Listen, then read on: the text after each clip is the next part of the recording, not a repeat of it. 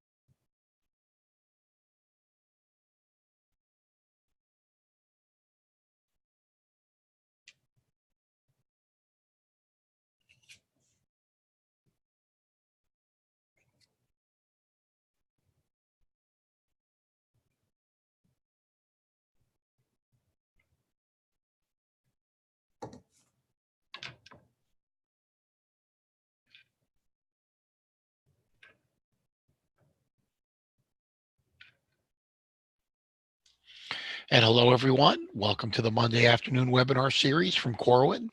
Just to let you know, we're going to start in 3 minutes, right at the bottom of the hour. So thank you for joining us. We look forward to a great webinar this evening, and we will start in 3 minutes.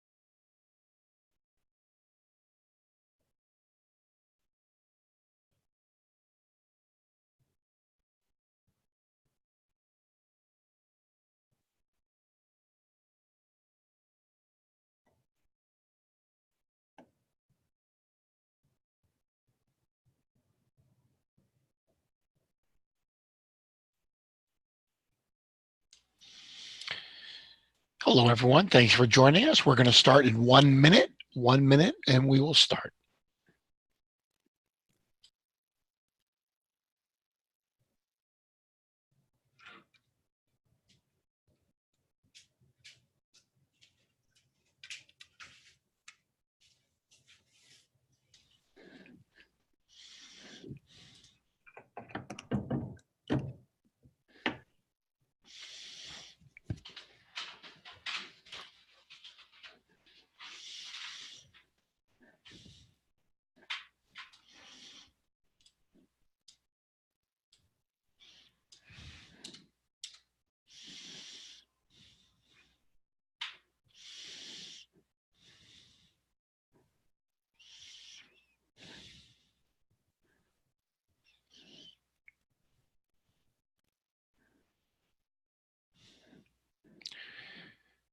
Hello, everyone, and welcome to today's webinar. Lyn Sharratt on clarity What matters most in learning, teaching, and leading? Just to let you know, if you have any questions for the presenter, please send them when you think of them. You can send them using the Zoom webinar chat feature. Send any questions through chat, and we'll answer as many questions as possible at the end of the webinar. Next slide, please. Upcoming webinar is December 16th. Benji Howard and Wade Antonio Caldwell on Youth Equity Stewardship. Yes, diversity, equity, and inclusion. Now what I'd like to do is turn the presentation over to Ariel Curry, Acquisitions Editor for Corwin, to introduce today's presenter. Thanks, Jeff. Hi, everyone. Hello from Learning Forward in St. Louis. I am so happy to introduce Lyn Sharratt today. Lyn is an international consultant and speaker, and I know we have a lot of people signing on from Australia and from all over the world, so I wanted to say thank you so much for getting up early or making the time to be here today. Lyn is the author of several best-selling books, including Putting Faces on the Data, Leading Collaborative Learning, and Clarity, which became an instant international bestseller. We are so proud to work with Lyn and so honored to have her here with us today. So Lyn, I'll turn it over to you. Thanks so much, Ariel. And I'd just like to thank you warmly, and also thank you to Sharon and Jeff and the team at Corwin for so capably supporting my work. And welcome everyone. It's pretty exciting to have you all online with me. So I'm going to ask you to join me as well on Twitter. I find Twitter an international professional learning community where we can all reflect on the latest thoughts and reflections about research in system and school improvement. So just greetings from Canada. On the left is a picture of our home in the summertime. It's beautiful in Canada in the summertime. And this is what the lake we live on looks like in February. So greetings from beautiful Canada, moving towards a very chilly winter. Going to start by something that I think is really important, and that is the co-construction of operating norms. And I'll ask each of you to reflect on the meetings that you have. Do you set operating norms and then have clear learning intentions? And if possible, and where possible, co-constructed success criteria. Throughout Clarity, you'll find that I refer to co-construction often. I think it's really important that we agree on how we treat each other, what the focus of our meetings will be in terms of the learning, and also how success criteria will unfold as our meetings progress. This as well, for me, models what we expect to see in classrooms. We expect to see that culture of learning, clear learning intentions for students, and co-constructed success criteria so that students know how to be successful. So just have a quick read. This is what we're going to be about together for the next hour. In Clarity, you'll find the book is organized into 3 big ideas. And I always think about these when I'm organizing my thoughts. What are we learning? What are the best and most current impactful teaching strategies? And finally, how do we lead this work? So today's webinar is going to be with those 3 big ideas in mind. So let's first talk about what we're learning in system and school improvement. So you'll see that for us, in all of the writing, it's about having those emotional connections to and cognitive insights about each learner in our care. We talked about this and researched this in our first book and then again in our second book. realization and putting faces on the data that I wrote with Michael Fullen. We talked about in realization that there were 14 areas that made a difference when we were considering system and school improvement. And just recently, somebody said to me, "Oh, that's rocket science." And when I thought about that, I thought it's not rocket science to look at these 14 areas. But when you consider them all together, that makes it rocket science. That makes it simplexity, as Michael and I talk about. They're simple in their categories, but they're very complex when we figure how they relate to each other. So these 14 parameters are well researched by Michael and myself, and I continue this work when I work across systems and across schools, right across the globe. So I can say with validity that they're generic in terms of system and school improvement, areas that make a difference together right across the globe. Let's take a look at how one school that I work with has celebrated their learning and woven in those 14 parameters in this video. Let's have a listen, and perhaps you can make some jot notes about the areas that they think are really important in having amazing results. So let's have a listen, make a note, and think about your school or system improvement. What's working for you of these 14? At Bell State School, we have a small, highly experienced and agile teaching team. In 2017, we asked, how do we align our combined expertise, ideas and passion to deliver the best school we can? Sharratt and Fullen's 14 parameters provided the structure. Through the framework, we have already enacted many changes. A whole school pledge to prioritise literacy, a daily quarantine literacy block, data-driven teaching and case management practice, improved community outreach through social media, notice boards and cross-agency collaboration. And we are beginning peer-to-peer sharing of best practice through video vignettes and in-class observation. By providing a holistic, but most importantly, practical framework, the 14 parameters have seen our shared vision for better outcomes translate into direct and meaningful action.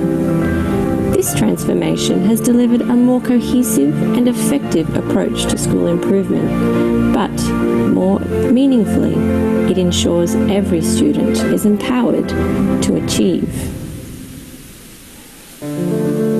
At Bell, we are proud of how far we have come along our improvement journey, and we are energised to, in the words of Lyn Sharratt, do the work urgently, so every child may have the chance to be the best they can be.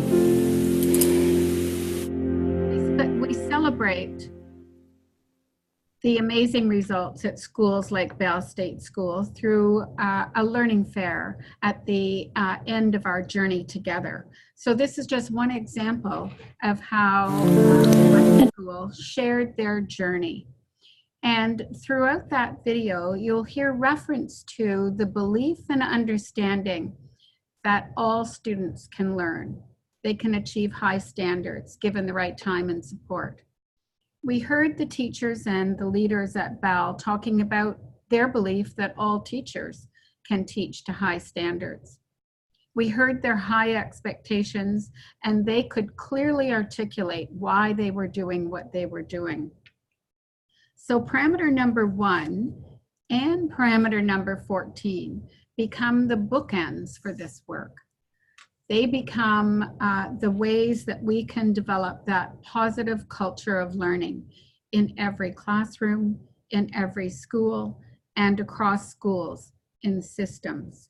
So we pay attention to those bookends and revisit parameter 1 and 14 often to ensure that we really are believing all children can learn and all teachers can teach, and that we know as leaders how to support the faces of our students and our teachers.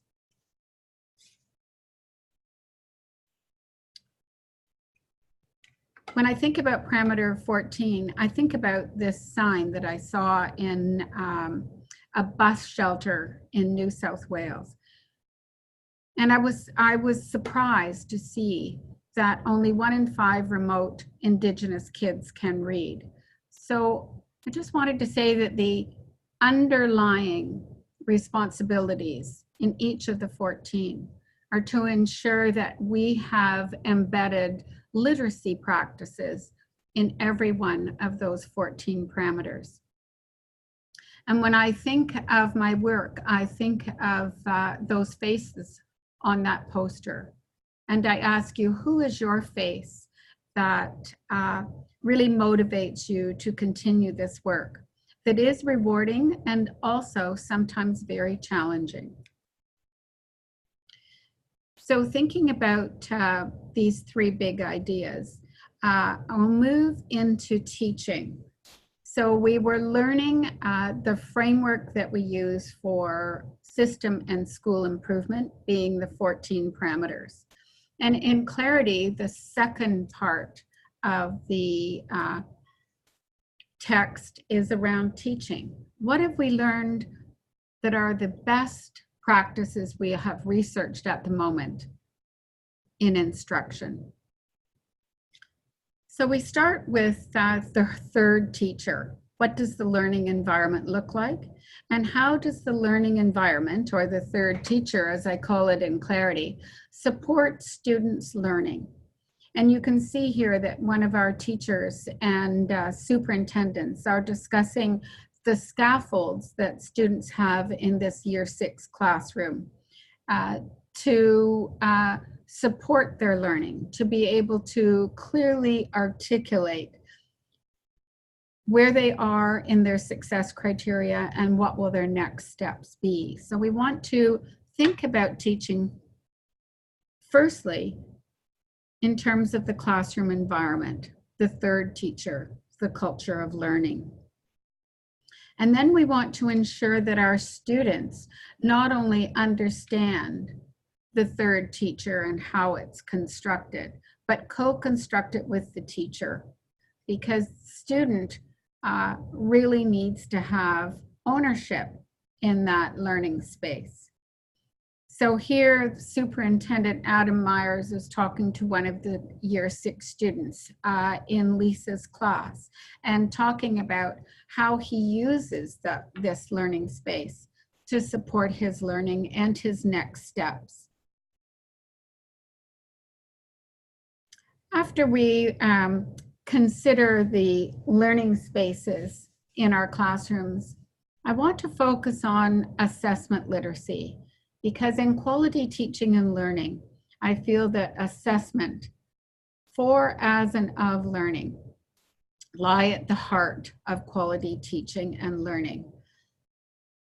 So in the teaching portion of Clarity, I talk about what assessment literacy looks like. And I've developed over time this waterfall chart. Waterfall because all of the pieces fit together, just like the 14 parameters. So when I think about the learning intentions we set for ourselves today, they reflect the learning intentions in classrooms for a unit of study. So teachers together co-plan what the curriculum expectations will be, and then think about how they unpack those expectations in learning intentions that are student-friendly in classrooms.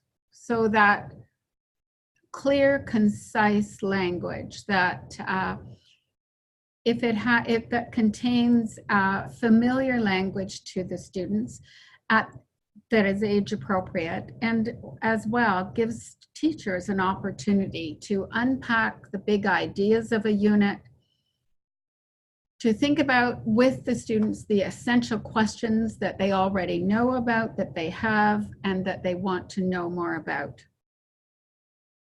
And then from those learning intentions, teachers co-plan what the success criteria will be directly from the curriculum as well. And for us in Ontario, they are the achievement charts.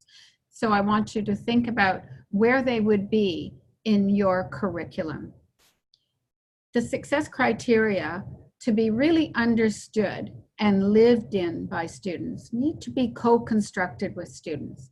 So teachers together plan carefully, not only what the success criteria will be for a unit of study, but how will they co-construct the success criteria with their students so the students clearly understand how to be successful. In assessment literacy, we know the importance of descriptive feedback. We often take this component out of the waterfall, but we need to remember to put it back in its place, because descriptive feedback is only based on the success criteria. So we know that descriptive feedback need to be meaningful for students. They need to be shared with students. And well done and good work really aren't descriptors for descriptive feedback. What is important is that students understand that the feedback is against the success criteria. And through that, students can give each other feedback, always using the success criteria. So teachers need to teach students to peer assess and self-assess against those visible success criteria that are in their classroom. And we remember that year 6 classroom. In that classroom were learning intentions and success criteria for the key learning areas for those year 6 students. And then finally, it's only on the success criteria that students set their own goals for learning. This can be a student and teacher conference, and as students become more capable and able, they can set their own goals for learning. For me, this part of the assessment waterfall chart is data. So data, it has to inform instruction, which is the other arm of the chart. But in going back, we really can't set our plans for instruction without knowing the data that we've collected first. So data informs instruction. And that's really on page 124 of Clarity as well. And Corwin has color-coded each of the components of the waterfall chart, and then they're discussed in the text according to this waterfall chart, following this framework. It's really important for us to know that assessment really is the heart of classroom instruction. We start with assessment always. I found this wonderful waterfall framework in a staff room at Jude Ryan's school in the Diocese of Wilcannia-Forbes. And I like what the staff and Judith have decided to do. On the left-hand side of the framework are stars, and teachers have self-identified if they're good at one of those components of the waterfall chart, and that they'd be willing to work with a small group who aren't quite there yet. On the right-hand side of the waterfall chart are stairs, and teachers again have identified where they might need additional support or information or demonstration. So you can see how the two marry. The stars on the left will work with the folks who would like to know more about each of the components on the right. I find everything in Clarity can become a self-assessment tool. There are many of them. The 14 parameters are definitely a self-assessment tool that systems and schools can use to look at their data and identify their next steps based on the immediate needs that the data demonstrate. This is a self-assessment tool as well. Now let's go more deeply into the components of the waterfall chart. This is an example of a learning intention. Often I have learning intentions start, we are learning too. And then below it are success criteria.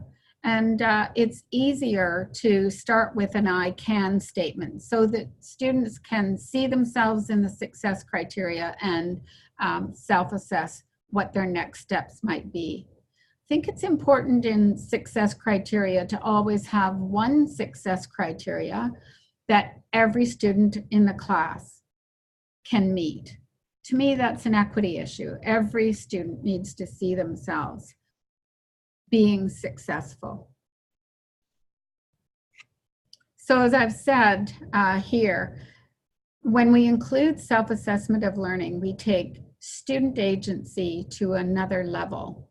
And you won't be surprised I found that on Twitter, but I would like to add to it.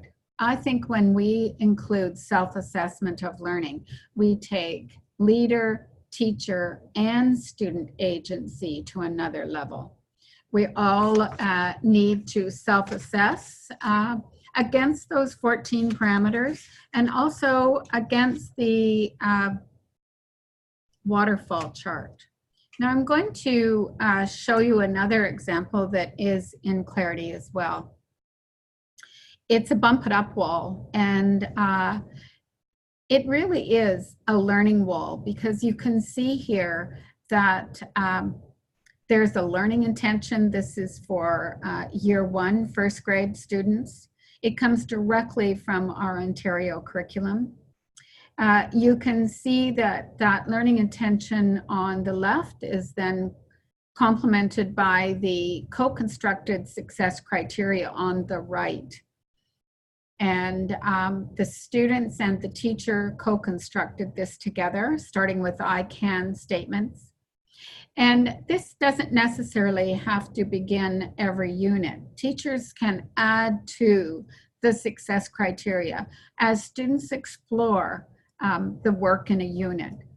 So we might start with just one success criteria, and as the unit progresses, add success criteria. You'll see that the task is also directly related to the learning intention and the success criteria. Very important to have that alignment. And then I've used a visual that students in grade 1 will relate to, ice cream cones. And you can see the bump it up. This is a writing bump it up wall. So underneath each level is a writing piece. And they also come from the exemplars in the Ontario curriculum. But beside the writing piece are the attributes of each piece of writing that we've co-constructed, the teacher and the students. And these attributes are the success criteria for each piece of writing. So students will be able to articulate how they move from a level 1 to a level 2, or a 2 to a 3, or a level 3 to a level 4. It doesn't have to be 4 levels. It can be lots of levels. And as students progress, you might add level 5 and you might take down level 1. But for me, this really is a data wall. It is a visual for students of where they are, having conversations with their peers about what their next steps are.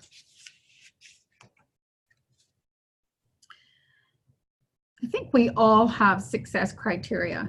This is my success criteria for great coffee, the artistry of pictures on my coffee, and then of course the flavor. So when I think about success criteria, we all have success criteria. I think what's important is to make the success criteria visible and lived in by the students so they clearly understand what their next steps for learning are.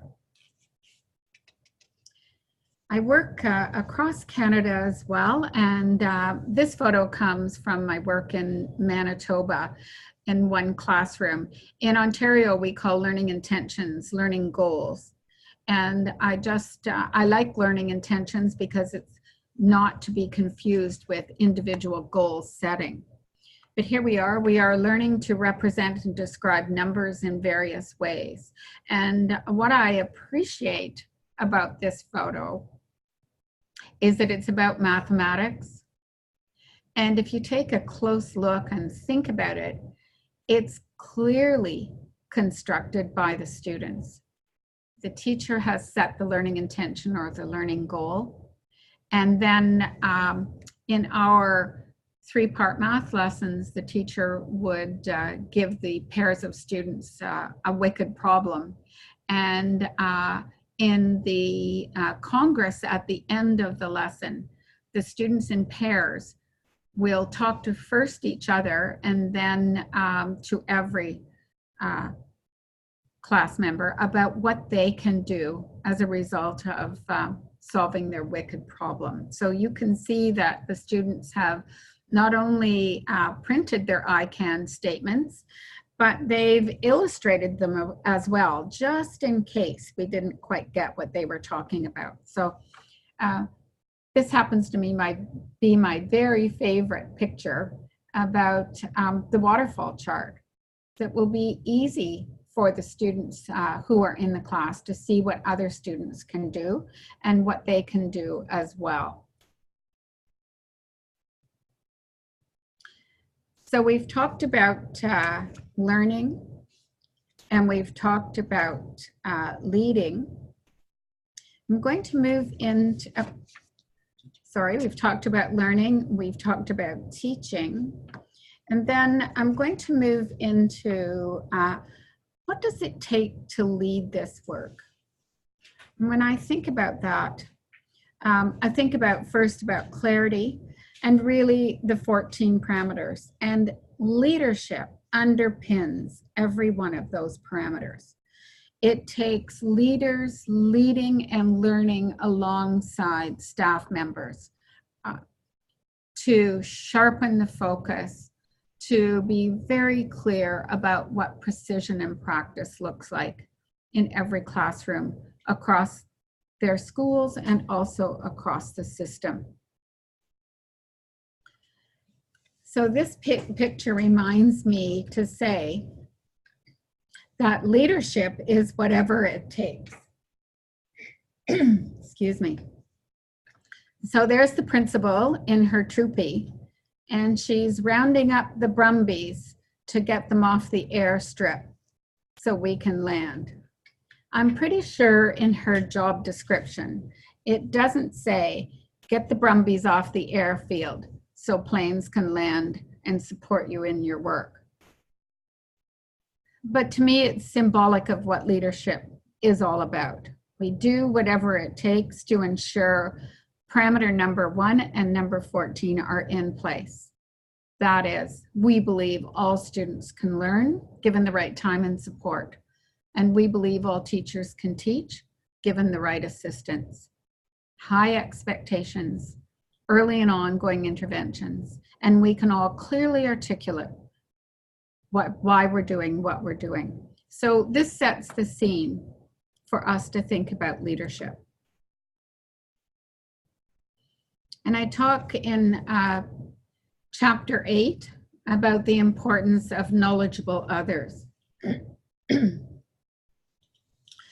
in chapter 9, I talk about leadership. And to me, knowledgeable others are those people in our midst who have had evidence-proven success in teaching and in learning and in leading, and walk alongside us to be our reflective practitioners. So in chapter 9, I talk about leadership being consistent and persistent and insistent about high impact classroom practices. So knowledgeable others and leaders together walk and talk in classrooms daily.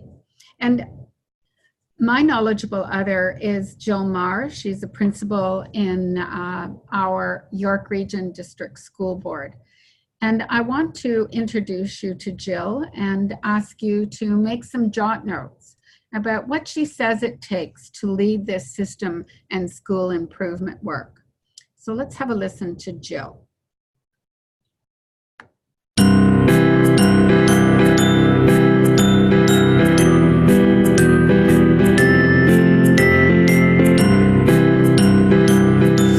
The role of an administrator in a school is so critical for a number of different reasons.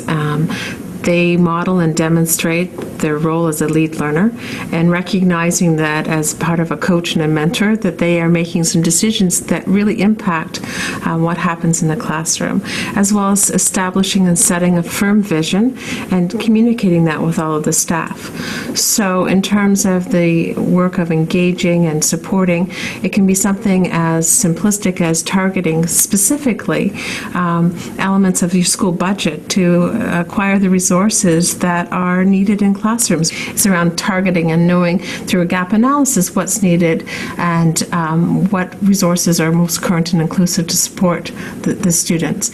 To more complex decisions around, through your literacy walks, how you is monitoring and supporting and coaching teachers in terms of recognizing the needs of the students within the classrooms, engaging in dialogue around things that are they able to articulate their learning needs and their goals, and what is it that the teachers are intentionally teaching, and how does that focus and shift in terms of the work in the classroom and the supports that's inherent in the school, as well as establishing the vision, which I think is probably the most difficult, because you need to do it in a very collaborative fashion where you work with a multidisciplinary team, experts from around not only the school but even systems, if you have the luxury of those types of supports, to come in and really think about the data that you're collecting, and is it purposeful, and is it meaningful, and is it authentic?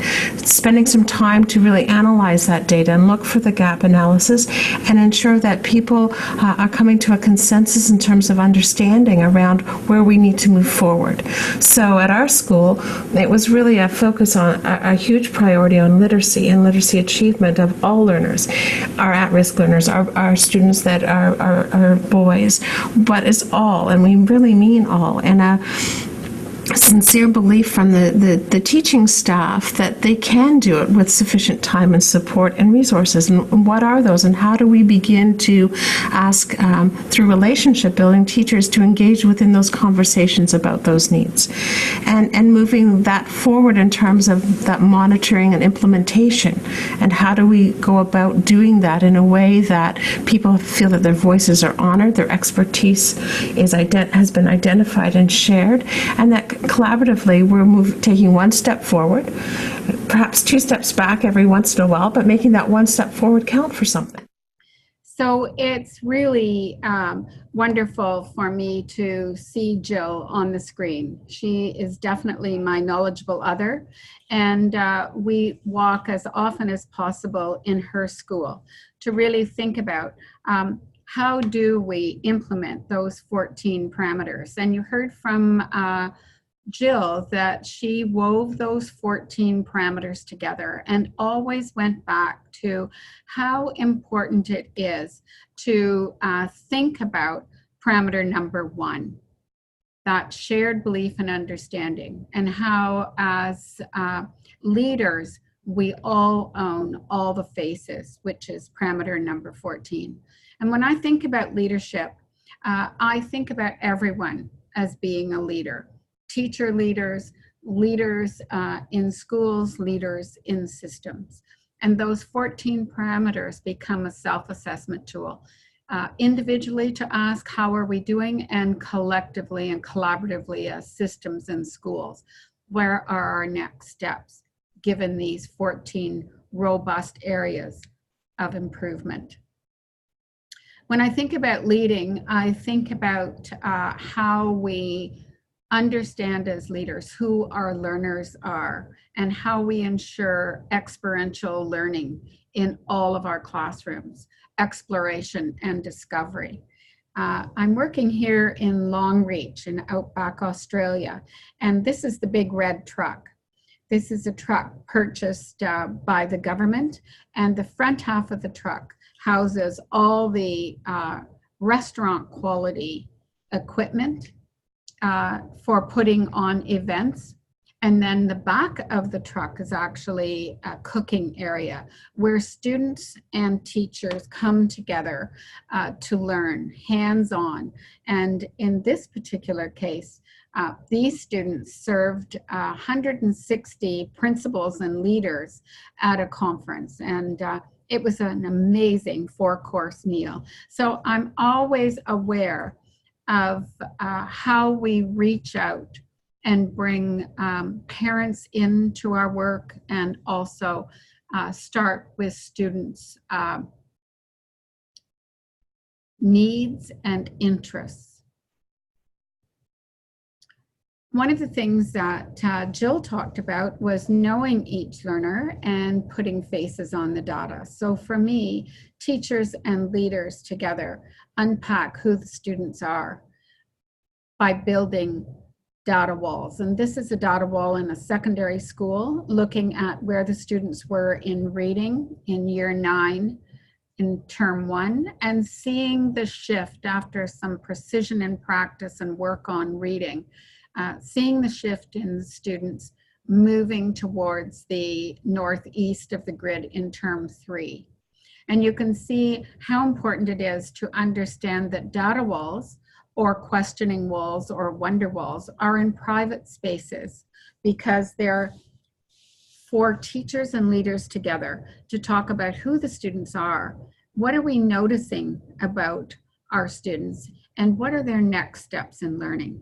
So it becomes a rich conversation, putting students in the middle of that conversation, but always in a private space. Sometimes on the walls, we see QR codes because data walls need to lead to case management meetings. So I'm just highlighting that QR code that denotes on this data wall that this student has already come to a case management meeting, and the notes and the template completed by the staff who had the meeting are contained in the QR code. On the right of the screen is HP Reveal, which is a wonderful app that actually is a visual where we can not only see the tag of the student on the wall, but when we put our phones up to the tag, we can hear and see the student voices. So we really need to have data walls that are living data walls. Data walls that are just recording an assessment that's annual really become wallpaper until you can have that assessment again the following year. So we need to perhaps start with something that we've already collected, and then add, after conversations with staff members, what do we need to know more about our students? So co-construction, again, is very important. So here are staff and senior teams sitting together and surrounded by a secondary school data wall that is A to E report card data. And they're understanding what the data say, but also understanding how important it is that the data wall is co-constructed, and then teachers and leaders together think about how the faces will move on the data wall. Importantly, probably every term, we look at how we can move the faces on the data. And if students are stuck or not being extended, that's part of the conversation as well at the data wall. This is an interesting wall I wanted to share with you because many of the schools I work with in large and small jurisdictions are rural and remote and small. So these 6 schools got together, and among all of them, they had 101 students in total. And collectively and remotely, they decided to put those 101 students from all of their schools on this wall. The focus of this wall is writing, and the exemplars of the writing are above each of those year levels. So we have prep or foundation, and then at the left-hand side, and then through prep mid-year, and then you'll see beside F.5, that's foundation mid-year, you'll see then year 1, and the next column is students who are writing at a year 1.5 or mid-year first grade level, and so on right up to 6th grade and beyond. So it becomes a very collective and collaborative process where they're owning all the faces, not just the faces in their school, but the faces across their schools. And from this data wall collaborative process, they're going to bring a student forward to a case management meeting that is on the screen and shared through Zoom. So virtual case management meetings. So they'll decide from that data wall which student they're most concerned about that may represent many other students in that year level. And they'll bring that student to the case management meeting virtually. And what we say is necessary for that student, the decisions around that case management meeting table, but good for many other students. And you'll find in Clarity, there are QR codes, and I have included templates for case management meetings, not only at the school level, with student work at the center of the case management meeting, but also at the system level with schools at the center of the meeting, one at a time. So I really believe that it's one student at a time, one school at a time, and then we extrapolate what might be good for that student or that school will be good for others. When I think about data walls, I also think it's important that as instructional leaders, we start our learning walks and talks at the data wall. And you can see here leaders looking at their system data wall and having those rich conversations. So I talk about data walls in chapter 9 in Clarity, but also the 5 questions that are important for students to be able to answer, you'll find in chapter 2 as well. So these 5 questions are questions that relate specifically to the waterfall chart. So let's have a look at them. What are you learning and why are you learning that? Relates directly to the clarity of the learning intentions that have been deconstructed with students. How are you doing in that learning? Relates directly to the co-constructed success criteria. How do you know how you're doing? Relates directly to the descriptive feedback that teachers and students have received, or the student has received, from the success criteria. And then question number 4, how can you improve? Relates directly to students who have spent time peer and self-assessing against the success criteria and can set their own individual goals for learning. The last question is a little bit different than the assessment waterfall chart. Where do you go for help?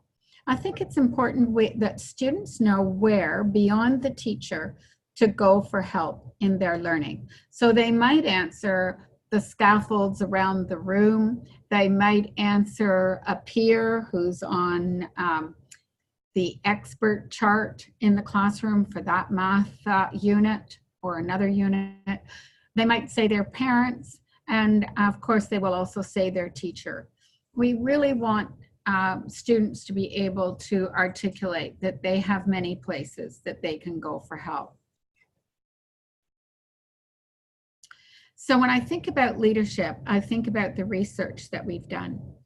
And Michael Fullen and I unpacked the 3 leadership dimensions that we found in our research in clarity, in faces. So we found that our leaders talked about the importance of being knowledgeable, that is, knowing how to teach, and knowing what precision and practice in classrooms look like, and knowing that you can have a knowledgeable other walking alongside you as a leader.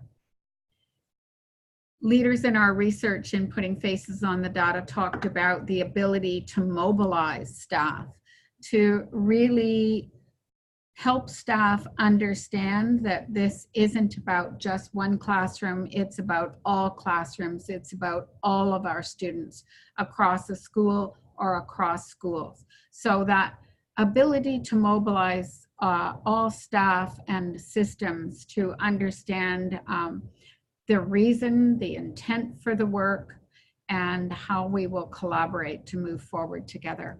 And finally, Michael and I looked at the ability to sustain this work, which is a very important but often neglected attribute. We need to, as leaders, think about developing other leaders who will be there when we have an opportunity to be elsewhere. So for me, the mark of a really strong leader is the number of leaders they leave behind. And many researchers have talked about that importance of the ability to sustain the work. Who's walking alongside you?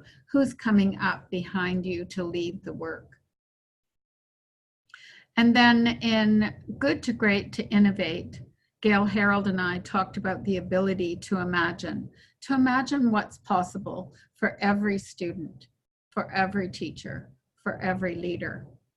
And then in Leading Collaborative Learning, my colleague Beata Planche and I wrote about co-laboring, the ability to collaborate on purposeful work. And we really looked at the enabling conditions that supported collaboration and the ability to co-labor. And then finally, in Clarity, my research speaks to the ability to adapt and for me to really be able to be nimble and humble all at once. So these 6 dimensions point to the importance of all of us seeing ourselves as leaders working alongside our students to become even better instructional leaders. So Beata and I talked about our purposeful collaboration always being on improving students' learning. And as I said in chapter 8, we talk about the role of the knowledgeable other, but we certainly address it as well in leading collaborative learning, empowering excellence. By this point, you need to think about what's the impact, what's the evidence that that these 14 parameters are the framework we need to consider in system and school improvement. So Michael once said to me, don't put the 14 parameters in a list because they'll just become a checklist. So Corwin has beautifully put them in circles, complementary circles, and you'll see the bookends are parameter 1 and 14. And surrounding these purposeful system and school improvement dimensions are the collaborative culture of learning that we investigate and think about, and I call the third teacher, that must be evident both in classrooms and in schools and across systems. So to me, this is equity and excellence. And as we've said, no subgroup should do better than another. So we're always thinking about the parameters and which ones do we need to focus on to ensure equity? All students, all teachers are excellent and are improving and moving forward every day. And that teachers know their impact. So as a province, we're always measuring our impact. And we have standards-based assessments called EQAO. And you'll see in 2007, there were almost 800 elementary schools where 50% of the year 3 and 6 students were below expectation. And with this kind of collaborative, structured approach, you can see that in 2016, we had reduced those 800 schools to 63. Quite an achievement that we need to maintain. When I work in Australia, I work in Western Australia with secondary schools, and here's the impact of the work in looking at the growth between year 7 reading in 2015 and then the same students in year 9. And CEWA is Catholic Education Western Australia. I'm always interested in double-digit gains. So you can see that these schools that worked alongside me did better than the nation and also the state of Western Australia. We also measure in Ontario our graduation rates in secondary schools. So you can see the gradual improvement towards the northeast of the screen. And that for us is really important. And again, it reflects a collaborative, structured approach to improvement using a framework that is valid and reliable.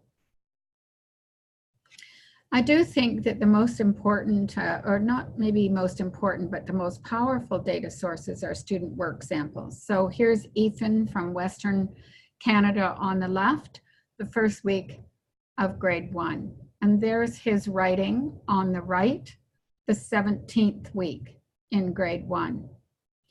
It reminds me to say that who are your Ethans, and can all teachers teach your Ethans to move from the writing sample on the left to the writing sample on the right in 17 weeks. This to me is about impact.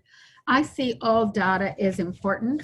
What's really most important is how we interpret the data and action the data. But I have to say that student work samples at the classroom level tell us if our strategies are working or not. So as John Hattie says, purposeful collaborative work focused on precision and practice in every classroom results in collective efficacy. And I really appreciate Hattie's effect sizes. And so we can see just in summary what strong leaders need to insist on in building collective efficacy of our students and with our teachers. So that quarantine time, as the teachers and leaders in Bell State School mentioned at the beginning of this webinar, quarantine time to learn together, to do purposeful listening and seeing that impact of accountable talk in classrooms. And I do talk about accountable talk in Clarity. Collective efficacy is about focusing on student data that informs instruction, but always determining our impact as leaders and teachers, and of course, our next steps as learners. Strong leaders support teachers at their point of need and differentiate professional development, professional learning, and resources for just right, just-in-time learning for all students. And finally, strong leaders move from engagement which I see as first order change and very important, to empowerment, which is second order change, owning all our learning. So hope is not a strategy. We need to know where all students are. And I'm reminded of the precision in practice when I see this video.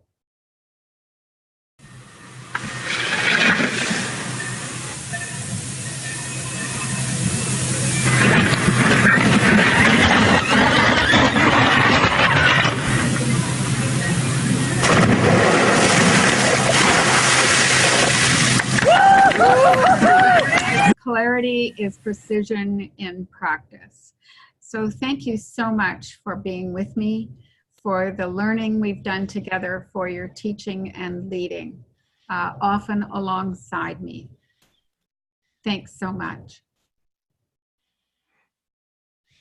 Are there any questions? Yeah, hello. I've taken a few questions while you were presenting, and we can get to a couple of them now. And then what I'll do is I'll send you the questions. There's about 10 of them, and you can answer them, and people can get them when they get their video. Okay. So here's a question. Have you developed any tools to assess and document progress across the 14 parameters of improvement? Yes, so I'm just writing a paper for ICSE in January where we have looked at the improvement when schools and system are using those 14 parameters. As well, in clarity, there's lots of evidence of impact of those 14 parameters. But I do want to highlight that the parameters are a self-assessment tool as well for everyone to also assess where they're at in improvement. Thank you. I have another question. I'm very interested in the section on what it takes to lead this kind of work. Can you suggest some readings to support this notion? Well, first of all, chapter 8 and 9 in my new book, Clarity. As well, I've written some things about leadership that the resources are on my website, www.lynsharratt.com. And you'll find some work around leadership as well, and putting faces on the data. So those are my go-to resources. Terrific. Thank you. Here's another question. What are some ways teachers might co-construct success criteria without a small number of students or the teacher dominating the process? Great question. Well, I start with students working in small groups, and I give them a strong and weak writing example. And we have some very important roles when we work in small groups. So, for example, you know, the clarifier, the encourager, the task, the materials manager. And so by really structuring the group work, all voices are heard. So I start with operating norms, all voices are heard.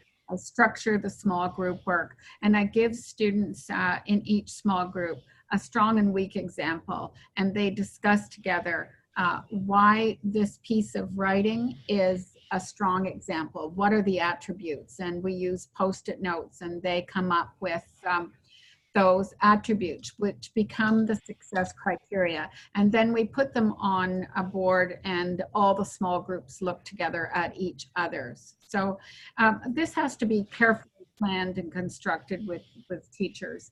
And teachers will know the roles they need to use so that one voice doesn't dominate conversations.